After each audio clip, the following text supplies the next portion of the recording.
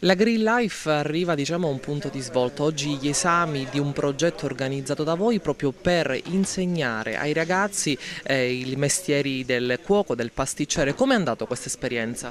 Beh, questa è un'esperienza che ormai da 3 anni, dal 2009, portiamo avanti qui presso la nostra sede in Agrigento. È un'esperienza entusiasmante per i risultati che ci ha dato.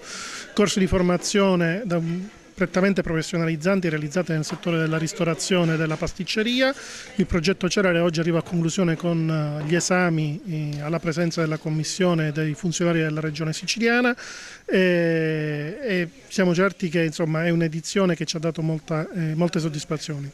Abbiamo formato 15 cuochi, 14 pasticceri e 10 pizzaioli che oggi al superamento degli esami otterranno una qualifica professionale spendibile nel mercato del lavoro. Mercato del lavoro che in sé è molto aspittico, sappiamo le problematiche legate al settore, ma devo dire che molti dei nostri ragazzi già nel periodo intercorrente tra la data di conclusione del corso e la data degli esami hanno già avuto delle esperienze lavorative, quindi questo ci fa ben sperare nella direzione intrapresa, cioè ovvero sia sulla bontà delle nostre scelte, perché potenziare il settore della ristorazione è un settore di cui sentiamo che sia le aziende hanno di bisogno, sia i ragazzi sono molto attratti da queste attività.